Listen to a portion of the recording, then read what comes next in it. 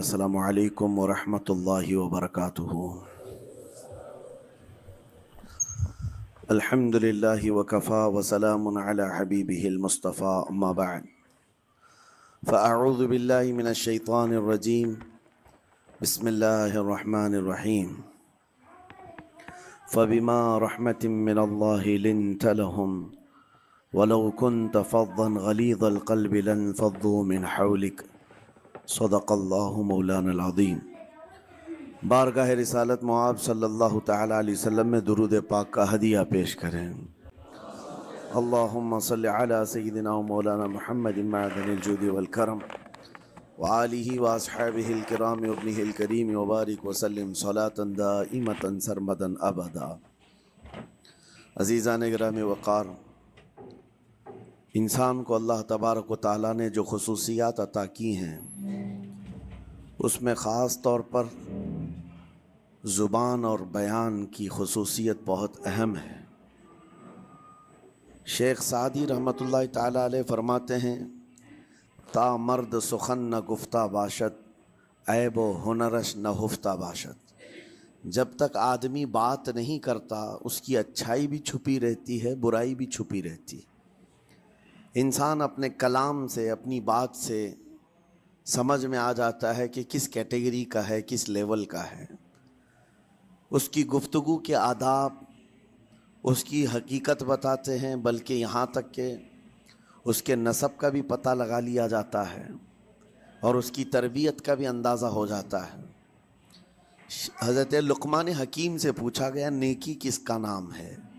تو آپ نے فرمایا، دو چیزیں اور بہت چھوٹی ہیں۔ نیکی دو چیزیں ہیں جو بہت چھوٹی ہیں۔ کہا کیا ہے؟ کہا کہ ملاقات میں لوگ اپنے بھائیوں سے مسکرانا اور نرم گفتگو کرنا۔ ساری نیکیوں کی جڑ ہے یہ، نرم گفتگو کرنا اور لوگوں سے خندہ پیشانی کے ساتھ مسکرا کر ملاقات کرنا۔ لیکن میرے عزیزو، یہ دو چیزیں بناوٹی تو بہت سارے لوگوں کے ساتھ آ سکتی ہیں، اخلاق تصنع جس کو کہتے ہیں، تکلف کے ساتھ بہت سارے لوگوں کے ساتھ آ سکتی ہیں، لیکن حقیقت میں جس انسان کی طبیعت میں یہ دو چیزیں ہونی چاہیے، وہ کب سمجھ میں آتی ہیں؟ اس وقت جو مولا علی کرم اللہ وجہہ الکریم نے فرمایا، کسی انسان کو اس کی حقیقت دیکھنا ہو تو غصے کے عالم میں اسے دیکھو۔ وہ اپنے آپے سے باہر ہوتا ہے یا اپنے مزاج کے خلاف کس طرح بات کو سن کر کے تحمل رکھتا ہے۔ سب سے بڑا پہلوان وہ ہے جس نے اپنے غصے کو کنٹرول کیا اور اپنی زبان پر قابو پا لیا، ورنہ یہ وہ لمحہ ہے جب انسان پھٹ پڑتا ہے، جو دل کے اندر ہے سب کہہ جاتا ہے۔ آپ کو میں بتاؤں، نبی کریم صلی اللہ تعالیٰ علیہ وسلم کے عظیم اخلاق کریمہ، بخاری شریف کی حدیث ہے، حضور مسجد نبوی میں تشریف فرما ہے۔ اس وقت مسجد نبوی، آج ہو سکتا ہے آپ کے ذہن میں جو امیج ہے مسجد نبوی کی، بہت بڑی عالی شان مسجد، لیکن وہ زمانہ نبوی میں اس طرح کی نہیں ہے۔ کچی دیواریں تھیں، اوپر چھپر کے چھت پڑے ہوئے تھے اور مٹی کی زمین تھی۔ یہ مسجد نبوی کی شکل اس زمانے میں حضور اکرم صلی اللہ تعالیٰ علیہ وسلم اپنے صحابہ کے ساتھ بیٹھے ہیں۔ ایک دیہات کا رہنے والا شخص آیا۔ ایک بات یاد رکھیں کہ دیہات میں، گاؤں میں رہنے والوں کے اخلاق اور تمیز میں بڑا فرق ہوتا ہے، ان کے ہاں آداب کی کمی ہوتی ہے۔ وہ شخص آیا اور مسجد نبوی میں آ کر حضور صلی اللہ علیہ وسلم سے کچھ بات چیت کیا اور تھوڑی دیر کے بعد مسجد میں ہی کھڑے ہو کر پیشاب کرنا شروع کیا۔ بخاری شریف میں یہ حدیث موجود ہے، جب مسجد نبوی میں کھڑے ہو کر پیشاب کرے تو صحابہ اکرام سب دیکھ کر کے دوڑانے لگ گئے، خذوہ خذوہ، پکڑو اس کو، پکڑو اس کو، اور صحابہ دوڑاتے تھے، وہ پیشاب کرتے ہوئے بھاگتا تھا پوری مسجد میں۔ نبی پاک صلی اللہ تعالیٰ علیہ وسلم نے فرمایا، دعوہ، چھوڑ دو اس کو، کر لینے دو، پیشاب کر رہا ہے مسجد میں، چھوڑ دو اس کو۔ جب وہ صحابہ اکرام حضور کا حکم سنتے ہیں، سب پیچھے ہٹ گئے۔ تھوڑی دیر کے بعد نبی کریم صلی اللہ تعالیٰ علیہ وسلم نے صحابہ سے فرمایا، پانی کے ڈول بھر کر کے لائے جائیں۔ صحابہ سے ہی منگوایا۔ پانی کے ڈول بھر کر کے لائے گا اور مسجد نبوی کے میدان میں فرش پر بہایا گیا اور صاف کیا گیا۔ اب وہ شخص نہایت ہی ڈرا سہما کھڑا تھا، میرے ساتھ کیا ہوگا پتہ نہیں، میں نے پیشاب کیا، اب مجھے یہ لوگ قتل کر ڈالیں۔ نبی کریم صلی اللہ تعالیٰ علیہ وسلم نے قریب بلایا اور فرمایا، نہایت نرم گفتگو کے ساتھ حضور فرماتے ہیں، یہ اللہ کا گھر ہے، یہاں پیشاب نہیں پیشانیاں رکھی جاتی ہیں۔ بس یہ جملہ ہے، بخاری شریف میں موجود ہے، یہاں عبادت کی جاتی ہے۔ اتنا کہہ کر رخصت ہو گئے، رخصت کر دیا۔ وہ دیہات سے آیا ہوا جو نوجوان تھا یا شخص تھا، باہر نکلتے ہی وہ کلمہ طیبہ پڑھ کر حضور کی غلامی میں شامل ہوا۔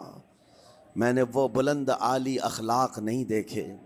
نبی کریم صلی اللہ علیہ وسلم کے بارے میں قرآن کہتا ہے، فَبِمَا رَحْمَةٍ مِّنَ اللَّهِ لِنْتَ لَهُمْ، اللہ کی رحمت سے آپ لوگوں کے لیے نرم ہیں، اس لیے لوگ آپ کے ارد گرد لگے ہوئے رہتے ہیں۔ وَلَوْ كُنْتَ فَظًّا غَلِيظَ الْقَلْبِ لَانفَضُّوا مِنْ حَوْلِكَ، اے رسول اگر آپ سخت دل ہو جائیں تو پھر یہ سب چھٹ جائیں گے، آپ سے دور ہو جائیں گے۔ اس رسول کے لیے جب کہا گیا ہے کہ اگر آپ سخت ہو جائیں تو لوگ چھوڑ کر کے دور ہو جائیں گے، تو ہمارے اور آپ کے لیے کس قدر لہجے کی پابندی ضروری ہے۔ ہاں عزیزان گرام وقار، اپنی گفتگو، اپنے کلام، اپنی بات چیت سے آپ اپنے سلیقے بتاتے ہیں۔ گالی گلوچ کرتے ہوئے جن کی صبح شامیں ہوتی ہیں، ان کو دیکھ کر کے ہی پہچان میں آ جاتا ہے کس گھر سے یہ تعلق رکھتا ہے، کہاں ان کی تربیت ہوئی ہے، کس طرح ان کے آداب سکھائے گئے۔ اسی لیے میرے عزیزو، بچوں کو آوارہ بھی نہ چھوڑ دینا کہ وہ اپنی زبان گلی کوچوں سے سیکھ کر کے جائیں۔ کل کو ہوگا یہ کہ اس کی زبان کی وجہ سے لوگ تمہیں تان و تشنیع کریں گے، اس کا باپ ایسا ہوگا اس لیے بچہ ایسا ہے، اس کی ماں اس طرح ہوگی اس لیے اس کی گفتگو ایسی ہے۔ کیونکہ موسٹلی زیادہ طور پر بچے اپنے ماں باپ کے اخلاق کو نقل کرتے ہیں، ٹرانسفر ہوتی چلی جاتی ہیں۔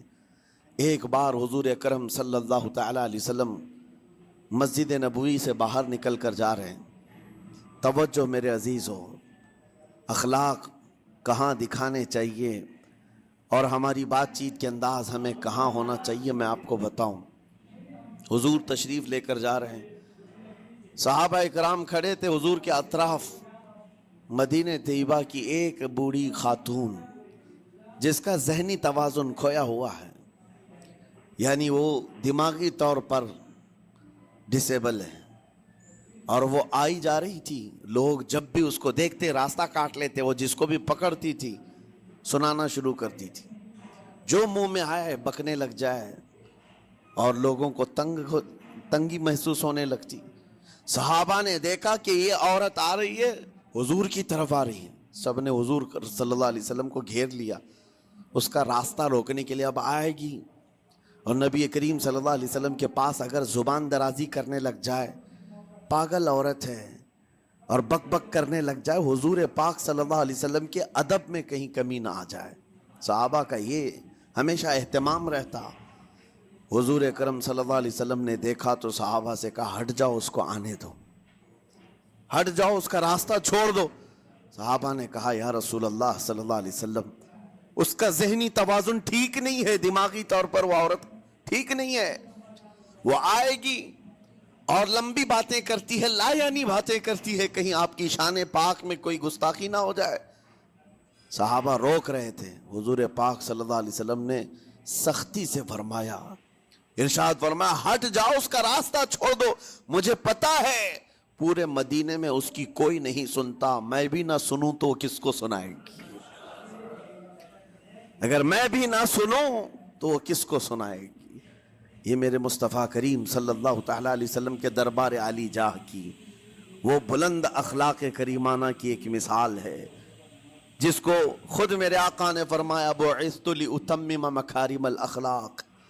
عزیزان گرامی وقار، لوگوں کے آج حالات ایسے ہیں کہ اچھے لوگوں کے ساتھ اخلاق الگ دکھائے جاتے ہیں، چھوٹے لوگوں کے ساتھ اخلاق الگ دکھائے جاتے ہیں۔